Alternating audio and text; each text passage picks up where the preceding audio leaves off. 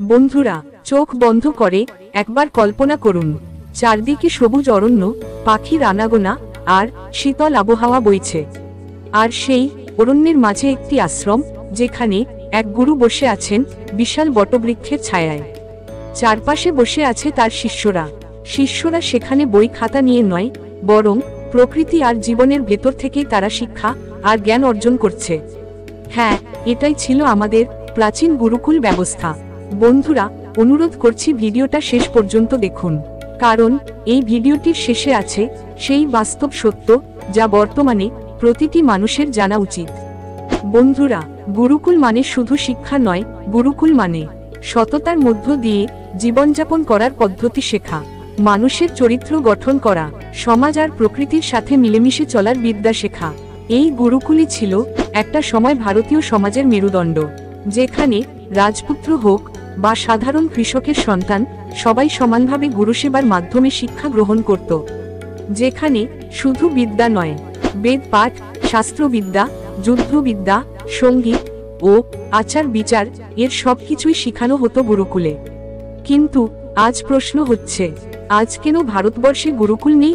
গুরুকুলের শিক্ষা ব্যবস্থা নেই? কিভাবে ভারতবর্ষের কোল থেকে সম্পূর্ণ মুছে গেল গুরুকুল পরম্পরা ও শিক্ষা ব্যবস্থা?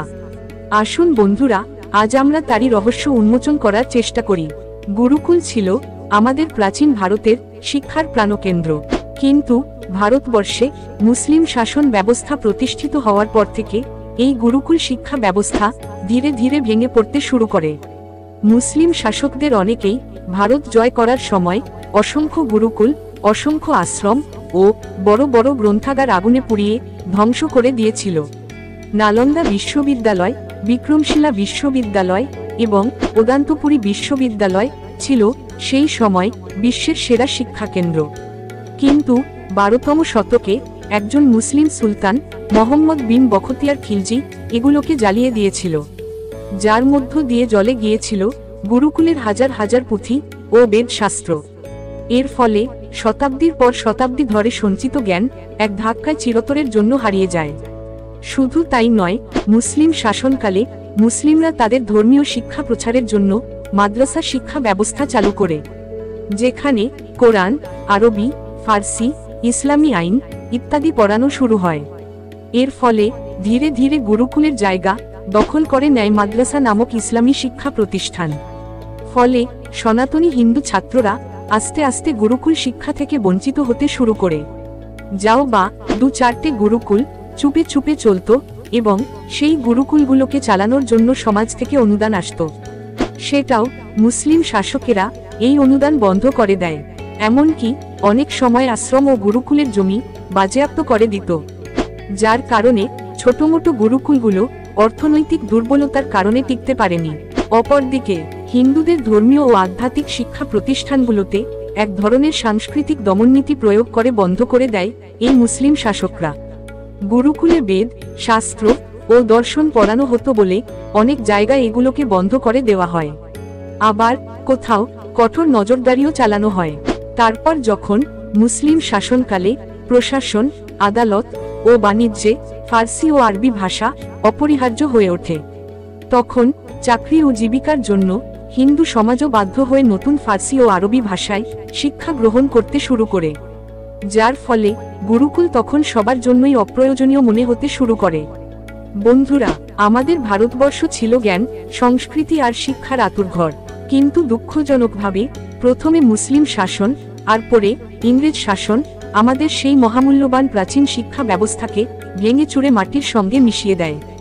বিশেষ করে ইংরেজরা যখন ক্ষমতায় এলো, তখন তারা পরিকল্পিতভাবে ভারতীয় সংস্কৃতির মেরুদণ্ড ভেঙে দেওয়ার ষড়যন্ত্র করে। 1835 সালের 2রা ফেব্রুয়ারি এই কালো দিনে তারা ভারতবর্ষের অবশিষ্ট গুরুকুলগুলোকেও ধ্বংস করে দেয় এবং চালু করে ম্যাকলে শিক্ষা ব্যবস্থা। এই ম্যাকলে শিক্ষা ব্যবস্থার লক্ষ্য ছিল কেবল চাকুরিজীবী মানুষ তৈরি করা, কোনো স্বাধীনচেতা ও বুদ্ধিমান মানুষ তৈরি করা নয়, যেন ভারতীয় যুব সমাজ ইংরেজদের কথায় ওঠে বসে আর যান্ত্রিক রোবটের মতো কাজ করে। তাই তারা ভারতীয় যুব সমাজকে কেবল ইংরেজি ভাষা আয়ত্ত করা আর ইংরেজ শাসকদের হয়ে ওঠা বসা করার প্রশিক্ষণ দিত। এটা দুঃখজনক হলেও সত্য যে সেই রোবটিক শিক্ষা ব্যবস্থা আজও মান্যতা পেয়ে আসছে। কিন্তু এতেই শেষ নয়। দেশ স্বাধীন হওয়ার পরও ভারতের শিক্ষা ব্যবস্থা আর স্বাধীন হলো না। দেশের কিছু সত্তাধারী নেতা শিক্ষা ব্যবস্থায় গুরুকুলকে মূল্য না দিয়ে নোংরা রাজনৈতিক চক্করে ও ধর্মীয় ভেদাভেদের কারণে সত্য ঘটনাকে চাপা দিয়ে মিথ্যে ইতিহাসকে বাহবা দেয়। যার কারণে আমরা দেশীয় বীর যোদ্ধাদের বীরত্বের কাহিনী খুব কম শুনলেও বিদেশি শাসকদের নোংরামি চাপা পড়ে তাদের বীরত্ব বারবার বইয়ের পাতায় স্মরণ করানো হয়েছে। বন্ধুরা, আজকের যুগে মানুষ চায় দ্রুত শিক্ষা, চাকরির নিশ্চয়তা, টেকনিক্যাল জ্ঞান। যার ফলে মানুষ আর মানুষ নয়, মানুষ এখন মোটা মোটা চশমাধারী যান্ত্রিক রোবটে পরিণত হচ্ছে। সব মিলিয়ে একটা উচ্ছৃঙ্খল জীবনযাপন মানুষকে অভ্যস্ত করানো হচ্ছে, যেটা গুরুকুলের ধীর ও আধ্যাত্মিক শিক্ষা কখনোই এই রকম নোংরা ব্যবস্থাকে প্রশ্রয় দেয়নি। তবে একটা কথা কি জানেন, বর্তমানে মানুষের রক্তে মিশে গেছে কিভাবে আধুনিক ইংরেজি শিক্ষায় শিক্ষিত হয়ে দ্রুত চাকরি পেয়ে নিজের লাইফ সেটেল করা যায়। আর এই লাইফ সেটেলের নেশায় মানুষ তার নিজেকেই নিজের মানবিক বোধ থেকে দূরে সরিয়ে দিয়েছে। মানুষ ক্রমশই নিজেদেরকে বোরিং ফিল করতে শুরু করেছে। মানুষ আজকে তার নিজের বাবা মাকেও ভুলতে বসেছে। তাই বৃদ্ধ বাবা মাকে বৃদ্ধ বয়সে বৃদ্ধাশ্রমে ভর্তি করিয়ে দিয়ে আসে। জীবন ক্রমশ একাকিত্ব আর হতাশাগ্রস্ত হয়ে যাচ্ছে। এর কারণটা কি আপনারা কি কখনো বুঝতে পেরেছেন? একটা সময় সবাইকে সকালে সূর্য ওঠার আগে উঠে প্রথমে মাটি স্পর্শ করে মাতৃভূমিকে প্রণাম করা হতো।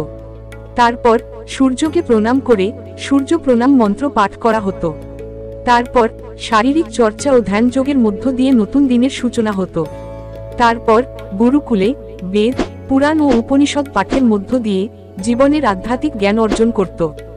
গুরুকুল শুধু জীবন গড়ার জ্ঞান দিত না, শৃঙ্খলা, সততা ও মানবিক মূল্যবোধ গড়ে তুলতেও সাহায্য করত। আর সেই আধ্যাত্মিক পরম্পরা ভুলে আমরা রোবটিক বিদেশিদের পরম্পরাকে আপন করে নিচ্ছি। নামিদামি বিদেশি স্কুলে পড়াশোনা করাচ্ছি, যেখানে একজন সনাতনী ছাত্র বিদেশি শিক্ষা ও সংস্কৃতিতে পড়াশোনা করছে। সকালে ছাত্ররা সূর্য ওঠার পরে উঠছে, উঠেই ফ্রেশ হয়ে গাদা গাদা বই মুখস্থ করতে বসে যায়। স্কুল, টিউশন, হোমওয়ার্ক আর রাতে 12টা-1টা পর্যন্ত মোবাইল ঘাটা। ব্যাচ, এই তো জীবন, যাক না যেদিকে যেতে চায়। তারপর যখন সেই ছাত্রটির মাথায় পরিবার চালানোর দায়িত্ব পড়ে, তখন নিজের বাবা মাকেও পৃথক করতে ছাড়ে না, যেটা আমাদের গুরুকুল কখনোই এমন নোংরা শিক্ষা দেয় না। তাই আসুন একবার দেখে নেই গুরুকুলে ঠিক কি কি শিক্ষা দেওয়া হতো। 1. বেদ পাঠের শিক্ষা। ঋষি শিষ্যদের মুখে মুখে বেদ পাঠ করে শোনাতেন। শিষ্যরা সেই মন্ত্র মুখস্থ করত আর তার অর্থ বুঝে জীবনে প্রয়োগ করত। এই বেদ পাঠ শুধু ধর্ম নয়, বরং জীবনের নীতি, প্রকৃতির নিয়ম আর সমাজ গঠনের নীতি ছিল। 2. দর্শন ও শাস্ত্র পাঠ। শিষ্যরা উপনিষদ, দর্শনশাস্ত্র, ন্যায়, সাংখ্য, যোগ এইসব মহৎ শিক্ষায় শিক্ষিত হতো।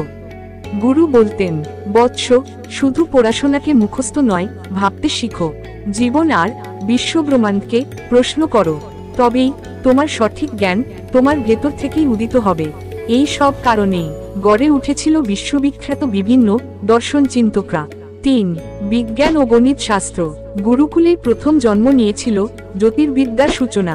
বিভিন্ন নক্ষত্র ও তারকাদের চলন বুঝে ঋতু গণনা করা। গণিত শেখানো হতো সেই প্রাচীন কাল থেকেই। শিষ্যরা শিখত কৃষিকাজ, নির্মাণবিদ্যা, এমনকি ধাতুবিদ্যাও। এই গুরুকুল থেকেই উঠে এসেছিলেন বিজ্ঞানী আর্যভট্ট, বৌধায়ন, যারা আজও বিজ্ঞানের ইতিহাসে অমর হয়ে রয়েছে। 4. চিকিৎসা শাস্ত্র। ভেষজ উদ্ভিদের গুণাগুণ, আয়ুর্বেদের চিকিৎসা, অস্ত্রোপচারের কৌশল এসব শেখানো হতো এই গুরুকুলেই। বিশ্ববিখ্যাত চরক ও সুশ্রুতের মতো চিকিৎসকরা এমন গুরুকুলেই শিক্ষালাভ করেছিলেন। 5. কলা ও সঙ্গীত। শিষ্যরা গুরুকুলে সুরের মাধ্যমে নিজের আত্মাকে শুদ্ধ করতে শিখত। সঙ্গীত, নৃত্য, চিত্রকলা এসবের মাধ্যমে মননের সৌন্দর্য গড়ে উঠত। গুরু বলতেন, যেখানে জ্ঞান থেমে যায় সেখানেই শুরু হয় সঙ্গীতের সুর। 6. যুদ্ধবিদ্যা। গুরুকুলের মাটিতেই রাজপুত্র ও সাধারণ শিষ্য উভয়ই ধনুর্বিদ্যা, কুস্তি এবং তরবারি চালানোর প্রশিক্ষণ শিখত। এতে তারা জ্ঞানের সাথে সাথে একজন ভালো যোদ্ধাও হয়ে উঠত, যার কারণে প্রয়োজনে তারা দেশের আত্মরক্ষায় দেশের হয়ে জীবন বাজি রাখার সাহস রাখত। তাই যদি আজ গুরুকুল ব্যবস্থা ফিরিয়ে আনা যায় তাহলে কি কি সুবিধা হতে পারে? 1. চরিত্র গঠন। আজকের পড়াশোনা কেবল ছাত্রদেরকে কাগজের ডিগ্রি দেয়, কিন্তু সঠিক চরিত্র গড়ে দেয় না। গুরুকুলে প্রতিটি শিষ্য শিখবে সত্যবাদিতা, শ্রদ্ধা, শৃঙ্খলা, দায়িত্ববোধ। ফলে তারা কেবল জ্ঞানী নয়, আদর্শ মানুষ হয়ে উঠবে। 2. প্রকৃতির সাথে সম্পর্ক। আজ আমরা প্রকৃতি থেকে সম্পূর্ণ বিচ্ছিন্ন। গুরুকুলে ভোরবেলা সূর্য নমস্কার, নদীতে স্নান, গাছপালা রোপণ, পশু পাখির সাথে মিলেমিশে থাকার শিক্ষা দেওয়া হতো। এতে মানুষ পরিবেশ বান্ধব ও স্বাস্থ্যবান হতো। 3. সমতার শিক্ষা। গুরুকুলে রাজা প্রজা একসাথে পড়াশোনা করত। কারো ধনসম্পদ নয়, বরং যোগ্যতাই ছিল আসল পরিচয়। এতে সামাজিক বৈষম্য কমে যেত।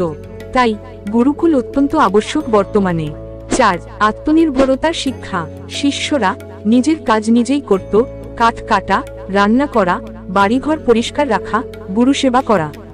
এতে তারা জীবনভর আত্মনির্ভর থাকত, কখনোই অন্যের ওপর নির্ভরশীল হতো না।